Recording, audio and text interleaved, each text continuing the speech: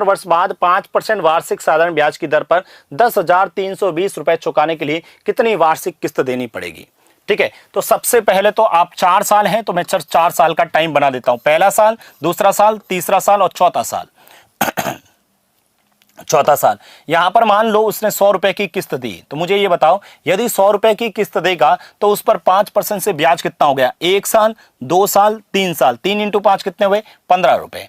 अगली बार 100 रुपए यहां पर दिया, 1, 2 तो सर 10 रुपए, यहां पर 100 रुपए दिया और 1 अंश 5 रुपए। तो मुझे ये बताइए यहां लास्ट में जब 100 रुपए देगा, लास्ट में 100 रुपए देगा तो कोई ब्याज नहीं लगेगा, मतलब 0 लगेगा।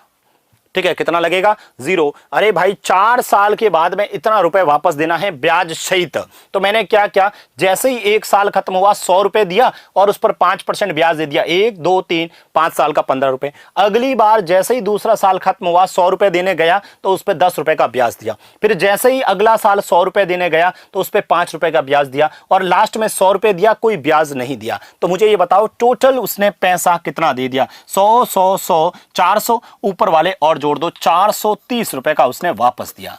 4 साल बाद उसने 430 रुपए का पेमेंट वापस दिया है। क्वेश्चंस में कितना दिया है, 10,320 दिया। किसके बराबर हो जाएगा सर, 430 के। आपसे पूछा है प्रत्येक किस्त की राशि मतलब 100। अब आप लोग कैलकुलेशंस करिएगा, आपका आंसर आ जाएगा। ठीक है, यहां से इस 0 से इस 0 को काट देना, 43 का पहाड़ा इसमें दे देना। कितनी बार जाएगा सर, 2 बार।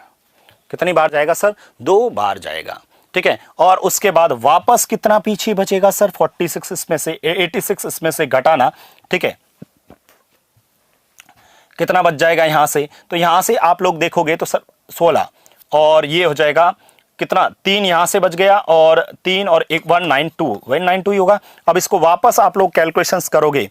ठीक है, सॉरी यहां से वापस आप लोग इसमें से घटाना, ये 86 है, 86 है ना, 2 बार भाग गया। ठीक है, तो यहां से 13 में से 6 घटाएंगे 7। ठीक है, और इधर हमारे पास में कितना बच गया सर, ठीक है, या 9 में से 8 1, वापस आप लोग दोगे तो 172 में आप भाग दोगे तो कितनी बार जाएगा, 4 बार। आंसर 2400 आएगा।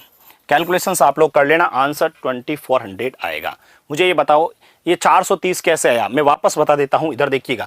मुझे पता है कुछ विद्यार्थियों को नहीं समझ में आया, एक बार फिर से बता देता हूं। 4 साल के बाद मुझे पेमेंट देना है। ठीक है, पेमेंट कितना देना है, 10,320 रुपए देना है, कोई प्रॉब्लम नहीं। अब जैसे ही 1 साल खत्म हुआ, मैंने मान लिया किस्त 100 रुपए, एक्स भी मान लेते हो, वाई भी, कुछ भी मान सकते हो। मैंने 100 रुपए किस्त दिया। ठीक है, 100 रुपए जैसे ही मैंने किस्त दिया तो यहां से 100 रुपए किस्त दिया तो पीछे समय कितना था, 3 साल, तो 3 साल के हिसाब से 15 रुपए का ब्याज।